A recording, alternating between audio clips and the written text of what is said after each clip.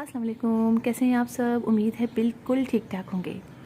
Philodendron की बहुत सारी वैरायटीज़ होती हैं और आज मैं जिस वैरायटी के बारे में आपको बता रही हूँ वो है फिलोडेंड्रॉन हाइड्रेसियम लेमन लाइम। ये एक बहुत ही खूबसूरत लीफी प्लांट है। आप देखिए ये प्लांट कितना देखने में खूबसूरत लग रहा है और जो नई नई इसके लीव्स निकल रहे हैं वो कितने खूबसूरत लग रहे हैं।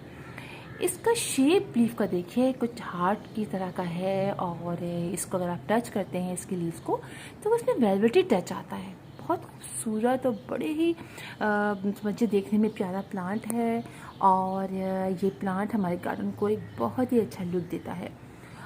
ये प्लांट गर्मियों को थोड़ा ज़्यादा पसंद करता है, तो इस लिहाज से मैं आपको बता रही हूँ कि इसके ब्रांचेस बहुत तेज़ी से बढ़ना शुरू हो जाती हैं।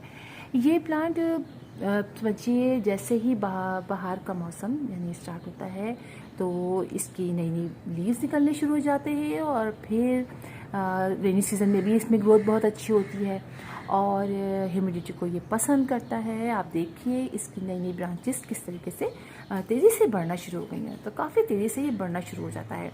इसके अलावा ये प्लांट जो है वो हैंगिंग बास्केट में बहुत अच्छे तरीके से ग्रो करता है, लगता बहुत प्यारा है उसमें ये। वैसे तो ये ग्रो इस तरह से मॉस स्टिक में भी करता है। आप देखिए कितना ज़्यादा ये कंजेस्टेड होता है, इसलिए देखने में बहुत ही प्यारा लगता है।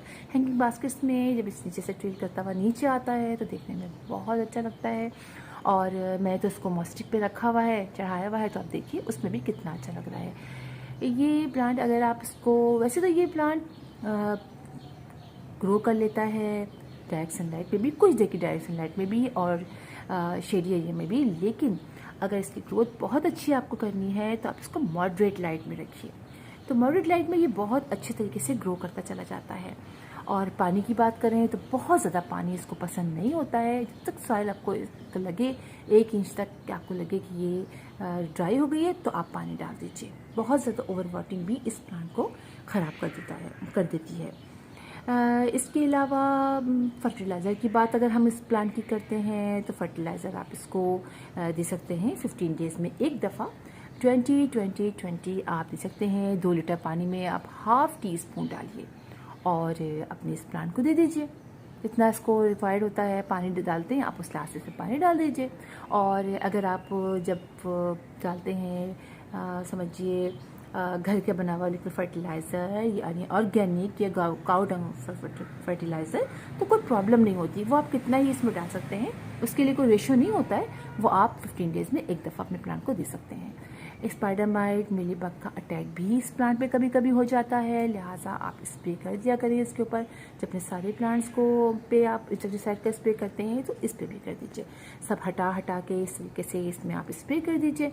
इसके अलावा खूबसूरत लगने के लिए आप इसके जो इस तरह से सारे ये निकलते हैं आप इसको तोड़ भी सकते हैं। इस तरह इसको हटाते रहिए तो ये देखने में भी खूबसूरत लगेगा, क्योंकि हल्का सा ये वहाँ से सूखता है, नए नए लीव्स निकलते हैं तो वहाँ इस तरह से ये ड्राई सा हो जाता है। बहुत ईजिली प्रोपिगेट हो जाता है जिस तरह हम दूसरे फिलोडेंड्रॉन को प्रोपिगेट करते हैं।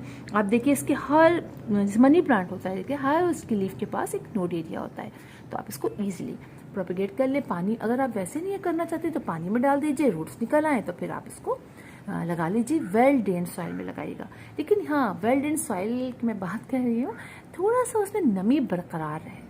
बहुत ज़्यादा जब वेल ड्रेन्ड रहेगा तो इसके लीव्स ड्राई होना शुरू हो जाते हैं, लिहाजा आप कोकोपीट उसमें ज़रूर डाल दीजिए। थोड़ा सा पानी वो होल्ड करके रखें, फ़ौरन से बिल्कुल पानी को रिलीज़ ना कर दें। थोड़ी देर के लिए पानी को वो रखें अगर होल्ड करके, तो फिर इसकी ग्रोथ बहुत अच्छी होती रहती है। बहुत खूबसूरत प्लांट है और थोड़ा सा आपको नर्सरी में सर्च करना पड़ेगा, इसलिए कि अमूमन नर्सरीज़ में ये प्लांट थोड़ा कम दिखाई देता है।